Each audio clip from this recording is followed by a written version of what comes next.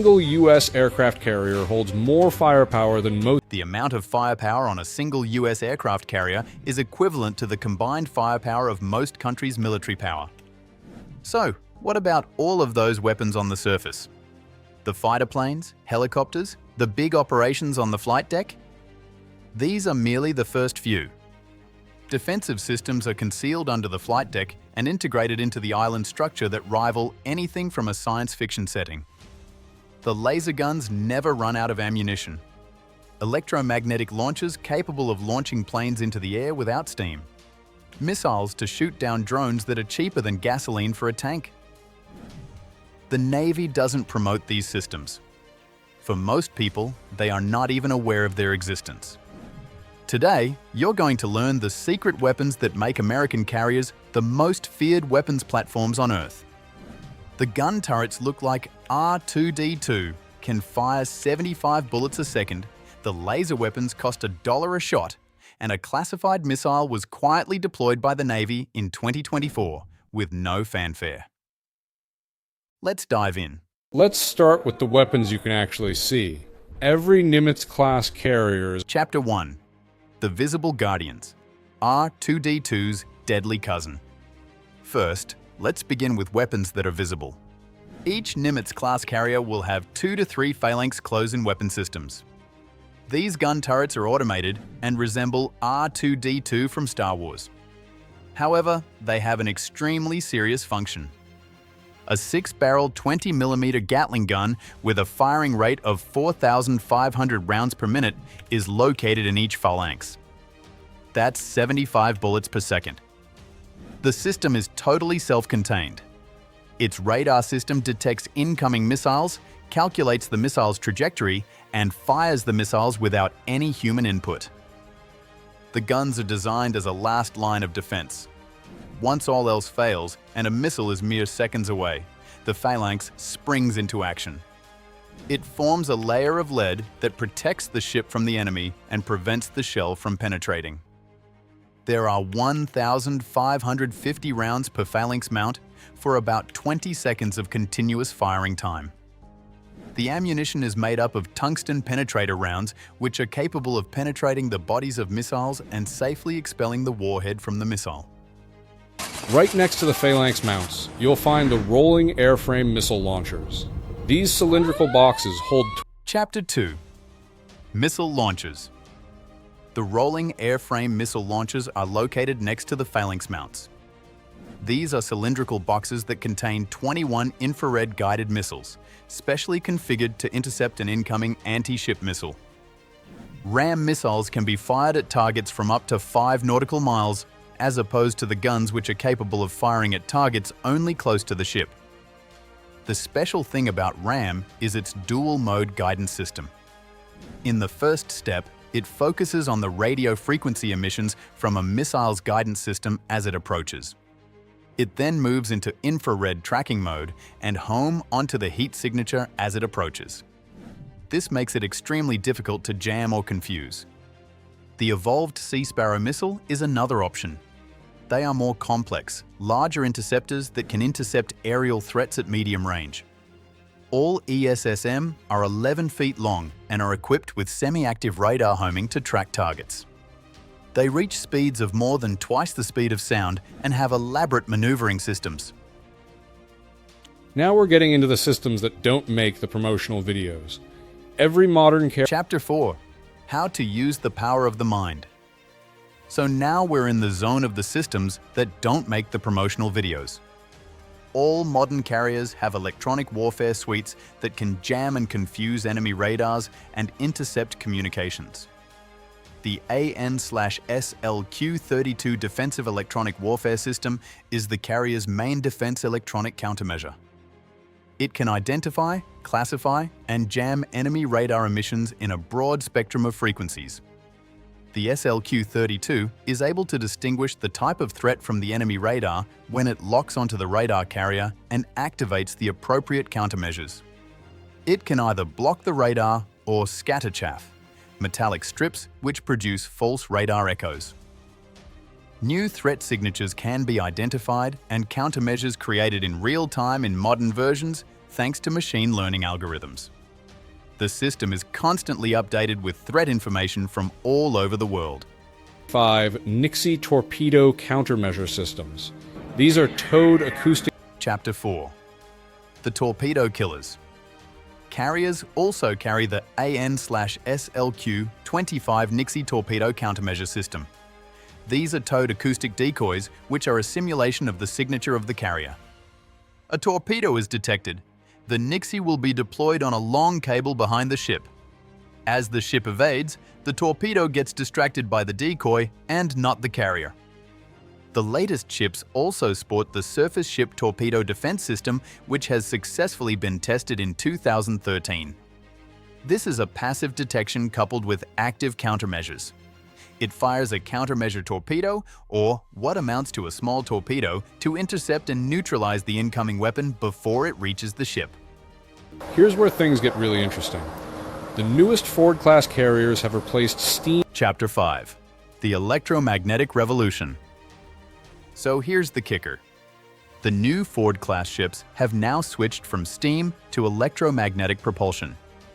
The most obvious of these is the electromagnetic aircraft launch system. Ford-class carriers launch aircraft instead of steam catapults using linear motors. A strong magnetic field generated by electromagnetic coils is used to push a shuttle up a track. This plane accelerates from 0 to 170 miles an hour in less than 300 feet. The acceleration is smoother than steam catapults, which decreases the amount of stress placed on aircraft airframes and increases the time they can be used for flights. From the same system, EMA CANS launches from light, like drones, to heavy aircraft. The system has already successfully completed more than 9,000 launches on the USS Gerald R. Ford with outstanding reliability. All of this electromagnetic technology serves a larger purpose. Ford-class carriers generate 3 times more. Chapter 6. The power surplus that changes everything.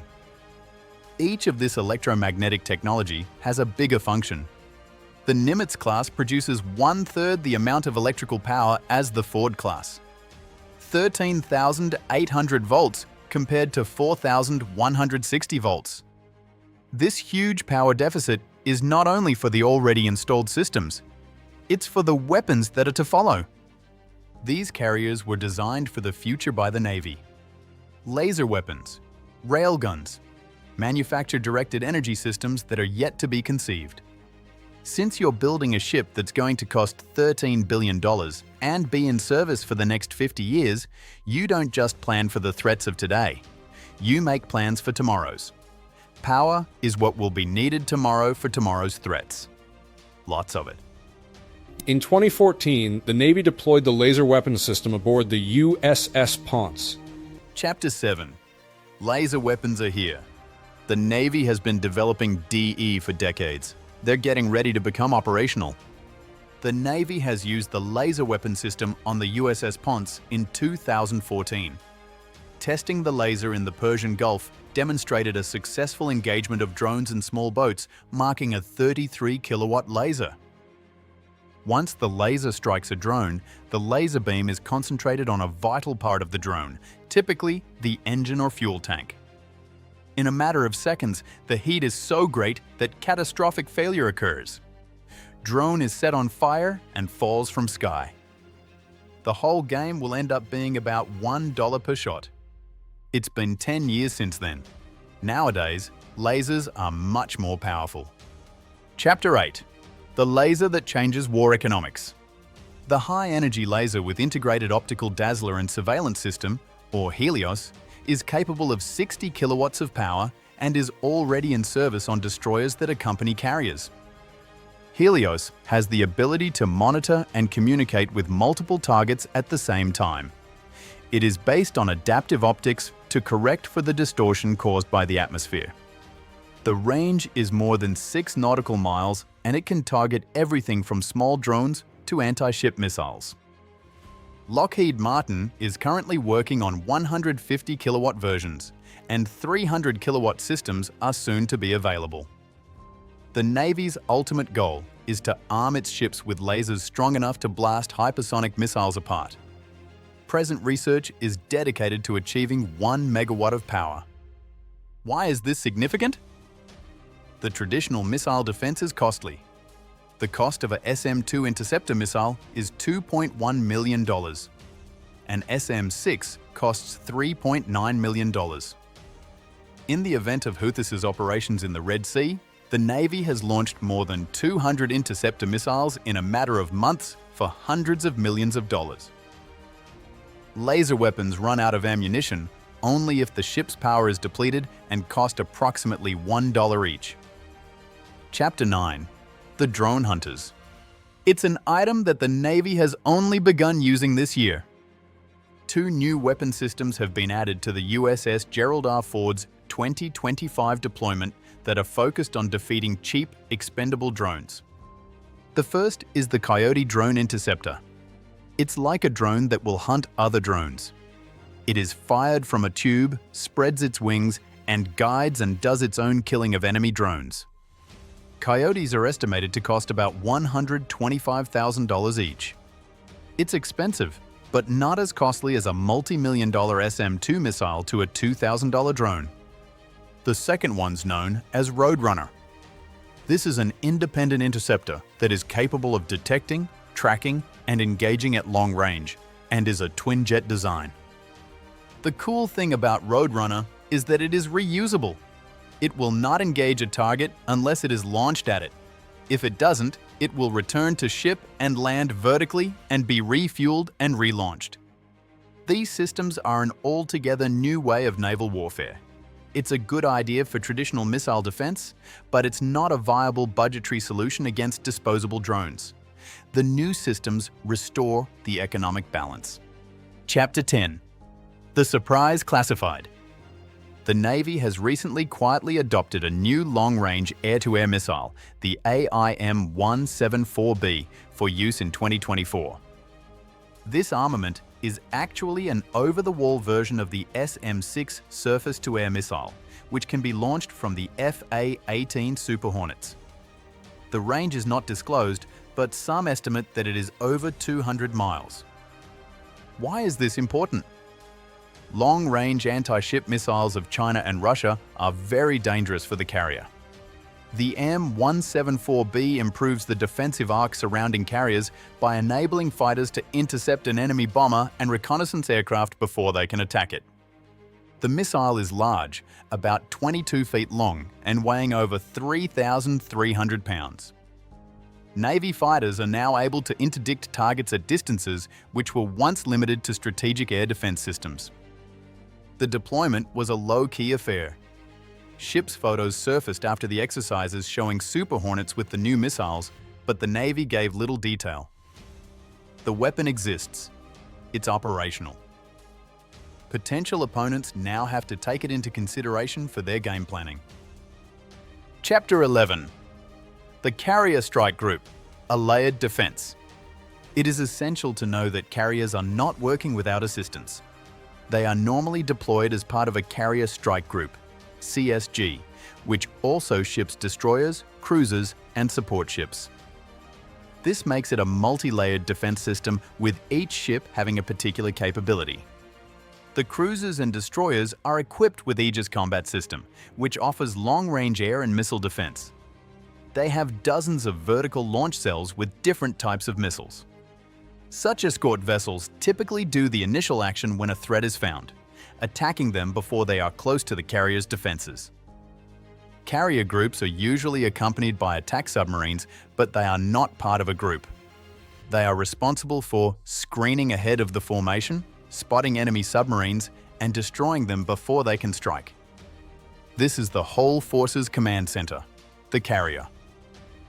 The Combat Direction Center is a specialized control command in the ship that coordinates the action of all the units, controls air activity, and connects the ship's commands to land-based commands. Chapter 12. The Possibility of a Railgun.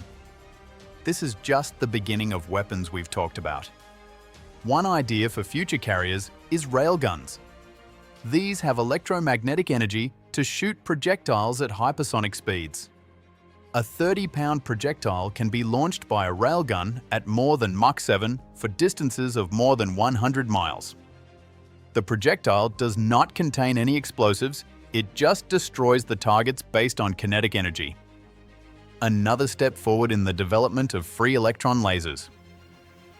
The FEL systems are more efficient than existing solid-state lasers, which produce beams of a few hundred watts.